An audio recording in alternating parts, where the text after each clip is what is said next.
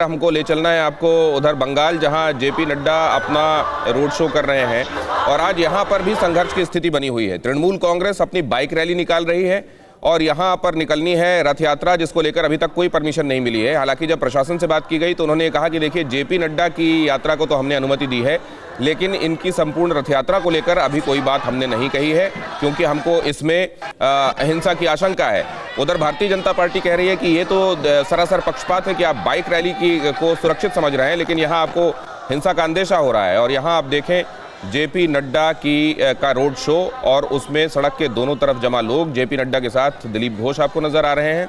और अभी कुछ देर पहले किसानों से इकट्ठे किए गए एक मुट्ठी चावल से बना हुआ जो भोज था वो इन्होंने पहले खाया, किसानों के साथ खुद के खड़े होने की बात की और उसके बाद अब इस रोड शो में आगे निकल रहे हैं। और हमारे साथ मौजूद हैं वरिष्ठ पत्रकार, जिनसे हम हालात की तर्जुमानी समझने की कोशिश कर रहे हैं कि ये सब जो दिखाई दे रहा है एक्चुअली इसके पीछे की हकीकत क्या है, क्या होगा ग्राउंड पर हमको होता हुआ दिखाई देगा आने वाले कुछ दिनों में। ये जो दोनों तरफ की तस्वीरें हम देख रहे हैं और जिस पर बात कर रहे हैं आलोक जी लगातार, इसमें बड़ी बात यह है कि ये ठीक है, कुछ लोगों के बीच में चर्चा का विषय हो सकता है कि कितने लोग एमएसपी से लाभान्वित होते हैं या असल में ये आंदोलन कितना जायज़ है या नाजायज़ है, लेकिन इसके ज़रिए क्या विपक्ष को वो सिरा पकड़ में आ गया है जो जिसकी तलाश विपक्ष बहुत दिनों से कर रहा था।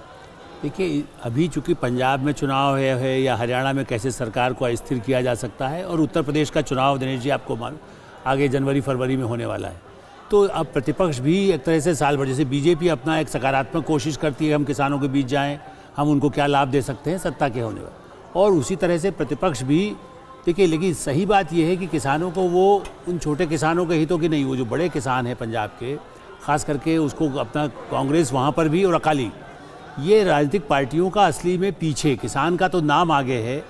किसानों के जो जिस तरह से आंदोलन पूरा अभी तक चला है, वो जो दबाव बढ़ रहा है, एमएसपी भी नहीं, देखिए अभी तो ये कहा जा रहा है कि कानून वापस ले लीजिए। यदि सरकार कानून वापस ले ले तब वो कहेंगे एमएसपी का कानून बना कर दे दीजिए।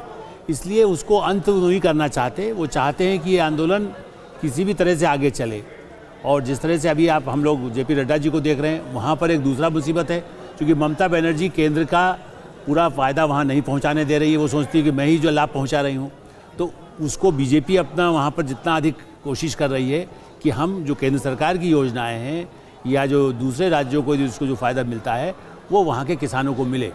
तो निश्चित रूप से चाहे प्रतिपक्ष हो या सत्तारूढ़ पार्टी, उसका लाभ कैसे मिल सकता है उसकी पूरी कोशिश कर रही है।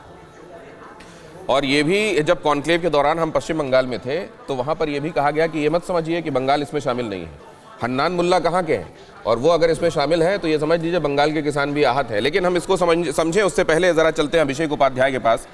अभिषेक, परमिशन को लेकर एक उहापोह की स्थिति बनी हुई है। भारतीय जनता पार्टी चाहती है परमिशन मिले, जब बाइक रैली को परमिशन मिली है तो हमें क्यों नहीं, और वो देने के लिए तैयार नहीं नजर आ रहे हैं। क्या सोच रही है भारतीय जनता पार्टी? देखिए, एकदम क्लियर है कि परमिशन नहीं दी गई है, और बीजेपी से भी हमारी बात हुई है। उनका कहना है कि वो रथ यात्रा, वो परिवर्तन यात्रा निकालेंगे, वो भी इस पर अड़े हुए कि हम परिवर्तन यात्रा निकालेंगे। और प्रशासन कह रहा है कि उसने परमिशन नहीं दी है, तो आप ये समझ लीजिए कि ये आमने सामने का मामला हो गया है अब। और अब ये एक बड़ा चैलेंज होगा कि इस टकराव को कैसे रोका जाए और कैसे ये आगे बढ़ने ना पाए, क्योंकि दोनों ही पक्ष अड़े हुए हैं। प्रशासन ने मंजूरी नहीं दी है और बीजेपी के नेताओं से हमारी बात हुई है। हम यहीं पर नवाद्वीप में, जहां पर ये यात्रा शुरुआत होनी है, यहीं पर हमने इनके नेताओं से बात की है। पूरी तैयारी हुई और उन्होंने पूरा उसका जो कारमा है, रूट है, सब कुछ और रास्ते का इंतजाम सब कर रखा है। दिनेश, तो मतलब ये कि परमिशन के बगैर ये यात्रा निकाली जाएगी, तो फिर तो ये एक और मौका मिलेगा तृणमूल कांग्रेस को। देखिए, ये पूरा मामला अब हो चुका है राजनीतिक दिनेश। इसमें परमिशन जैसी चीजें सिर्फ एक औपचारिकता है। यहाँ आशय सिर्फ इतना है कि ये मामला का मैसेज कहाँ तक जाता है।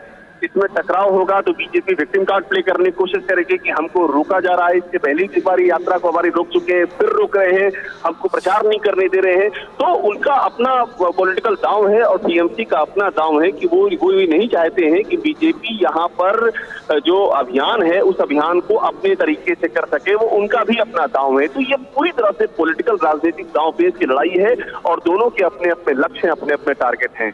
दिनेश, और ये तो आपने बातचीत में दिखाया ही था कि कैलाश विजयवर्गीय कह रहे हैं कि हमारा फंडामेंटल राइट है, इसको रोकेंगे कैसे, हमको क्यों परमिशन चाहिए। और दूसरी तरफ ये भी वो कह रहे हैं कि अगर इस पर वो हिंसा करना चाहते हैं तो हिंसा से घबराने वाले हम लोग नहीं हैं। तो ये अब इस तरीके में परिवर्तन यात्रा का निकाला जाना और दूसरी तरफ से प्रशासनिक परमिशन नहीं होना, क्या अगर ऐसा है कि तृणमूल कांग्रेस के लोग वहां चुनावी हिंसा को अंजाम देते हैं तो क्या उन लोगों के लिए एक मौका जैसा नहीं है? देखिए, यहाँ पर दो चीजें, तो ये कि टीएमसी की बाइक रैली है, वो अपनी रैली निकाल रहे हैं, उनका कहना है कि उनके पास परमिशन है, तो यहीं पर सवाल खड़ा हो जा रहा है कि एक जगह परमिशन आपने दी, दूसरी जगह परमिशन क्यों रोक दी, ये सवाल वैसे ही खड़ा हो रहा है। और दूसरी बात ये है कि बीजेपी का ये शुरू से ये कहना है कि यहाँ सेंट्रल फोर्सेज बुलाई जाए, हम जब भी कोई प्रोग्राम करते हैं, हम जब भी कोई रैली करते हैं, हमको रोका जाता है, हम पर अटैक किया जाता है। तो वो इस पॉइंट को, और उनको लगता है कि ये पॉइंट उनका और मजबूत हो रहा है, टीएमसी के कहने पर जो चीजें उनके खिलाफ हो रही हैं, उनसे इनका पॉइंट और मजबूत हो रहा है। बीजेपी की ओर से लगातार ये मांग की जा रही है कि सेंट्रल फोर्सेज जहां डिप्लॉय की जाए और उनको प्रचार नहीं करने दिया जा रहा है। जैसे मैंने पहले आपसे कहा दिनेश कि पूरी तरह से मामला पॉलिटिकल हो चुका है और अब सिर्फ मैसेज की लड़ाई है कि मैसेज किसका कहां तक जाता है और कितने गहरी छाप के साथ जाता है। दिनेश, और इस बार आप जबकि जेपी नड्डा लोगों के बीच से यहाँ पर निकल रहे हैं, वहाँ नवद्वीप में तैयारी है, क्या एक लाइन का मैसेज क्या है जो लोगों के बीच भेजने की कोशिश है इस बार? देखिए, एक लाइन का मैसेज सीधा सा है कि बीजेपी का जो पूरा ये अभियान है, ये अभियान बीजेपी ये करना चाहती है, समय आपकी तारीख में उसके बाद सत्ता विरोधी लहर है और ये लहर हर तरफ दिखाई पड़ रही है। जैसे 295 रथ निकलेंगे, 294 विधानसभाएं हैं, यानी कि कुछ नहीं छोड़ा है। इस पूरे बंगाल का चप्पा चप्पा उन्होंने प्लान कर लिया, कहाँ कहाँ तरफ जाएंगे। और उनमें से कई ऐसे इलाके जैसे डायमंड हार्बर का वो इलाका जहाँ पर पिछली बार जेपी नड्डा के काफले पर अटैक हुआ था, वो इलाका भी, वही रास्ता भी उनके रूट में शामिल है। तो बीजेपी का यही जोर है पूरा दिखाने का कि वही है जो कि सत्ता में आने जा रही है। ये सारी चीजें उसकी लहर है, वो अपनी लहर को स्टैब्लिश करना चाह रही है। और साथ में टीएमसी के जो रिएक्शन आ रहे हैं, बीजेपी को लग रहा है कि रिएक्शन उसके अभियान को और मजबूती रोका जा रहा है, वो और मजबूती दे रहे हैं। बीजेपी का यही मानना है कि जितना रोक रहे हैं हमको उतना फायदा मिल रहा है। और हम उम्मीद कर रहे हैं कि बहुत जल्द जेपी नड्डा क्या चाह रहे हैं, क्या सोच रहे हैं इस रैली के दौरान, वो भी हम अपने दर्शकों तक पहुंचाएं। हमारे संवाददाता कोशिश में है, लेकिन हमारे संवाददाता अभिषेक उपाध्याय जो बता रहे हैं आपको कि भारतीय जनता पार्टी इस रैली के दौरान ये दिखाने की कोशिश में है कि बंगाल अब अपना मन बना चुका है। चुनाव की तारीखें भी अभी नहीं घोषित की गई हैं, लेकिन उससे पहले बंगाल ने अपना मन बना लिया है। लेकिन तृणमूल कांग्रेस दूसरी तरफ से ये दिखाने की कोशिश में कि जो है नहीं वो भारतीय जनता पार्टी दिखाना चाह रही है। और अब से कुछ देर पहले एक और इंटरप्रिटेशन इस पूरे मामले का हुआ था कि बाहरी बनाम जो बंगाली की जो बात हो रही थी उसको विफल करने की कोशिश भी भारतीय जनता पार्टी ने की है। इसीलिए वहाँ के कल्चर में, वहाँ के लोगों में, वहाँ के खान पान के साथ खुद को दिखाने की कोशिश कर रही है। लेकिन इस समय जो जमावड़ा आपको दिखाई दे रहा है सड़क के दोनों तरफ, वो ये निश्चित रूप से बताता है कि ये भीड़ कुछ कह तो जरूर रही है। अभिषेक हमारे संवाददाता, उनके पास एक बार फिर से चलते हैं। अभिषेक, ये अक्सर कहा जाता है कि ये तो बाहर से आए हुए लोग थे, आपने यहाँ का जायजा लिया है, लोगों से बात की है, आपको क्या नजर आया? देखिए, यहाँ पर ये दोनों ओर से हो रहा है। जब टीएमसी की कोई रैली होती, जैसे कि मैं आपको नंदीग्राम का एग्जांपल दूं, नंदीग्राम में जब ममता बनर्जी ने रैली की तो बीजेपी ने कहा कि बाहर से आए लोग हैं। शुभेंदु अधिकारी की रैली पर टीएमसी ने ये आरोप लगाया। लेकिन मैं आपको एक बात तो समझ में आती है यहाँ पर आकर के देखने में कि लोगों में बहुत ज्यादा उत्साह दिखाई पड़ता है। ये, और फिर मैं कह रहा हूँ, ये बीजेपी की बात नहीं कर रहे, हम बीजेपी की बात कर रहे हैं और टीएमसी हम दोनों की बात कर रहे हैं। यही दोनों पार्टियां हैं जो मेन स्ट्रीम की लड़ाई लड़ रही हैं।